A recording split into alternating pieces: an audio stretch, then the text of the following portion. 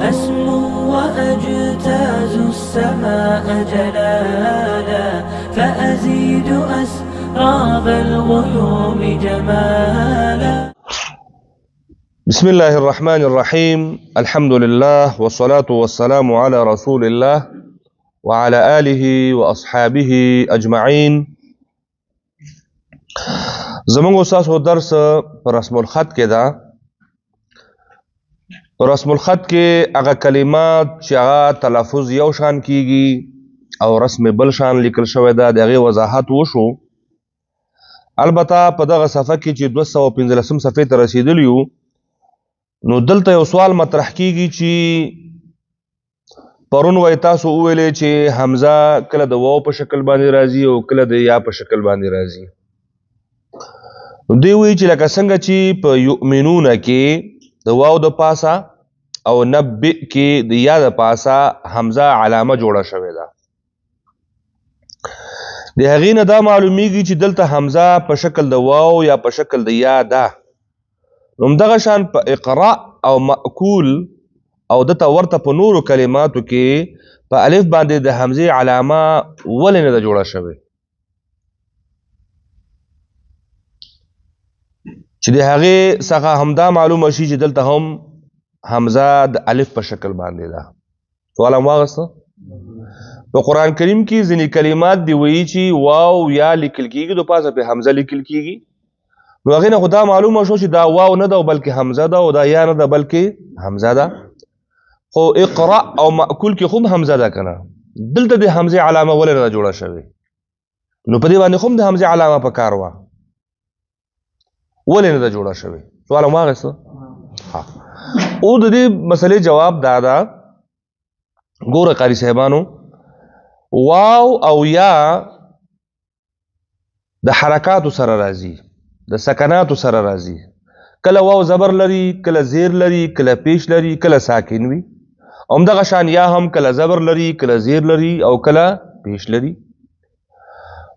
نو هغې د پاسه حمزه لیکل ځکه ضروري دي چې دا وپېژندل شي چې دا یا نه ده بلکې دا چې ده حمزه ده. نو الف خو له سره حرکات او سکنات قبلوي نه. تاسو کله کوم الف داسې لیدلی دی چې هغې باندې زبر وي. یو خو زمونږ استاسو ویل دي که نه خو غلط ویل دي چې موږ یې وایو غلط وایو. موږ خو حمزه ته الف تلفظ کوو دا خو غلط تلفظ ده. خو اصولا د عربي د ګرامر او د قواعدو په اساس باندې الف هغه ته ویل کېږي چې د حرکات او د سکناتو نه خالي وي. نو دلته خو حمزه ځکه علامه ته ضرورت نشته چې دلته خپله حمزه ده ځکه ساکن ده. اقرا کې حمزه څه ده ساکن ده. نو چې سکون یې واغستو نو دا خپله د الف نه ووته.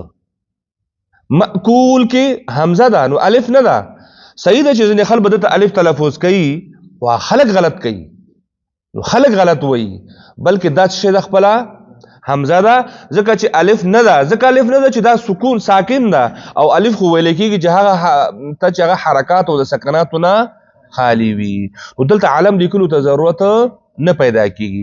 واو او یا ته چې حمزه ورکړل شوی ځکه واو او یا حرکات سره هم راتلی شي د سکناتو سره هم راتلی شي. هلته علم ته ضرورت ده چې که علم پې ورنه کړي نو هلته بیا واو تلفظ کېږي. یؤمنونه په ځای باندې بیا یومنونه به تلفظ کېږي. نو ځکه حمزه راوصل هلته څه و ضروري و او دلته خو خپله دا حمزه ده نو حمزه باندې بل حمزه راوصل نو دا تقریبا نو مناسب نه و نو ځکه دلته راوصل شوی نه ده. واضحه شو انشاءالله. راځو بل سوال ته. وایي چې بعضې قاریان صاحبان حافظان د سورة روم شپږمه رکو که قرآن شریفونه در سره یې دا ځای راواړوئ. شپږمه رکو کې یوه کلمه ذکر شوی جاته ضعفن او ضعفن. ضاد په فتحې سره یعنی ضعفن. نو آیا دا صحیح ده؟ یعنی ځینې خلک دا ضعفن په ځای باندې ضعفن وایي. دا درې کلمات یو ځای ذکر شوي دي. پیدا هم که کوم ځای ده که ووایه دغه آیت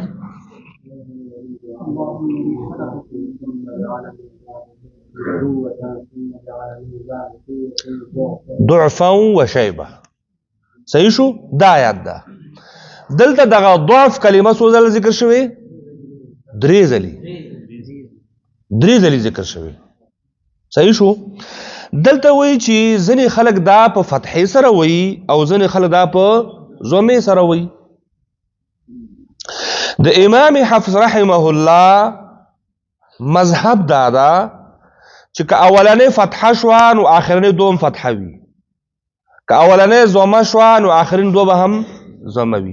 یعنې په 3 واړو باندې به یو حرکت ویلی کېږي.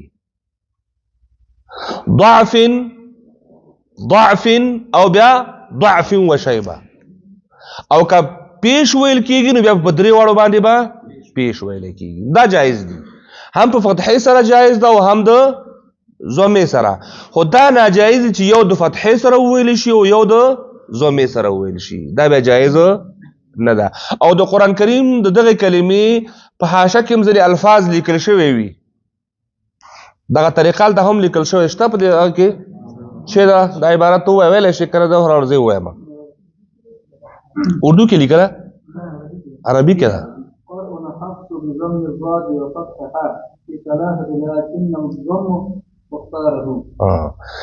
ګوره ثلاثه یعنې په 3 واړو کلمه چې دی نشته نو دا په ضمې سره ویل د امام حفص په روایت باندې دا لوستل پکار ده. نو اختیار لري وایي چې ته ضمې سره وایې او که د فتحې سره وایې، خو یو به وایې. هسې نه چې د 3 واړو باندې به یو حرکت وایې، یا به په 3 واړو باندې ضمه وایې یا به په 3 واړو باندې فتحه وایې. نو یو باندې ضمه بل باندې فتحه بل باندې ضمه، دا ویل جایز نه دي. دا هم خلاص شو. بل هغه دا د حروف مقطعات او تلفظ څنګه کول پکار دي او دې ته مقطعات ویلو وجه څه ده.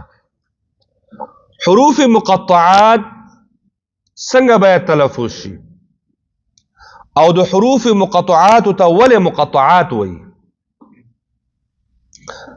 حروف مقطعات ورته ځکه وایي چې دا بیل بیل لوستل کیږي، قطع قطع لوستل کیږي، جدا جدا لوستل کیږي.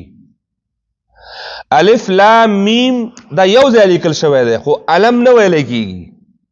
الف لام میم 3 واړه څه کیږي؟ جدا جدا. قطع قطع ځکه ورته شی وایي حروف، دا د نوم هغه وجه تسمیه ده. ولې ورته مقطعات ویل ځکه قطع قطع لوستل کیږي، جدا جدا لوستل کیږي، د یو بل نه پریکړه پریکړه څه کیږي؟ لوستل کیږي. نو تلفظ دا ده چې په دې کې کم 3 حرفي دي، 3 حرفونه جوړ حروف مقطعات وي. لکه لام څو حرفه ده؟ لام الف او میم. صحیح شو؟ یا مثلا صاد قاف نون، دا ټول 3 حرفي دي. په دې کې یو حرف مد ده او ورپسې هغه سکون چې آخر ته راځي هغه سبب مد جوړیږي. لہذا په دې کې بیا دا هغه دې کې بغیر سره قصر جایز پکې نه ده. دې کې به طول مد کېږي. دا ټول مد لازم دي که نه؟ دا ټول مد لازم دي. او مد لازم دي یا به حرفي مخفف وي یا به حرفي مثقل وي. بهر مد لازم دي. نو مد لازم کې قصر جایز نه ده. په دې کې چې نو ټولو کې طول مد کېږي.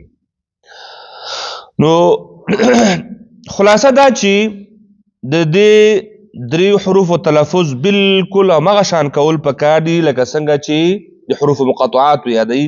لکه څنګه چې موږ او تاسو په قاعده کې په حروف هجا کې ابتدا کې ماشومانو ته کوم تلفظ کوو، الف با تا ثا جیم. ګوره دا با تا ثا دا 2 حرفي ول، ای کې قصر ده. جیم څو حرفي و؟ 3 حرفي و. جیم بیا خو ته بیا ح خ دال ذال، دا دواړه شی و 3 حرفي دي. دې کې طول راځي. بیا را ز بیا 2 حرفي شو، قصر ده پکې. بیا سین شین صاد ضاد الى اخره. کوم چې 2 حرفي راځي نو هغه به قصر سره ویل کیږي او کم چې درې حرفي راځي ځکه هلته حرف مد سره سبب هم واقع کیږي نو بیا به دې کې به قصر جایز نه وي او موږ تاسو به دا خبره کړې وه چې حروف مقطعات له وجې د ادا کولو نه له وجې د مد نه راښکلو نه په درې قسمونو باندې څه کیږي ویشل کیږي ټول حروف مقطعات نقصا عسلکم حی طاهر څو حروف شول 14 په دې 14 حروفو کې نقصا عسلکم اته حروف دي په دې کې بس کېږي مد فرعي به کېږي ځکه دغه درې حروفي دي درې حرفي دي نو دلته حرف مد نه وروسته سبب واقع کېږي صحیح شو لکه صاد سین وغیره نو دا به دې کې قصر جایز نه ده او طول مد به ورباندې کېږي او حي طهر پنځه حروف دي نو دې کې به کېږي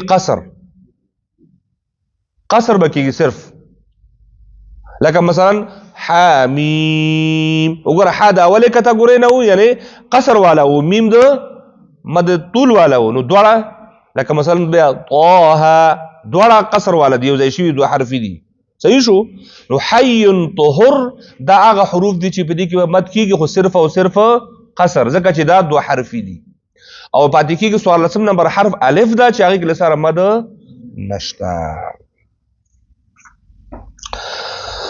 نو په دې ځای باندې رسېدو سره نو دا دریم باب هم څنګه شو خلاص شو وصلى الله تعالى على خير خلقه محمد وعلى آله وأصحابه أجمعين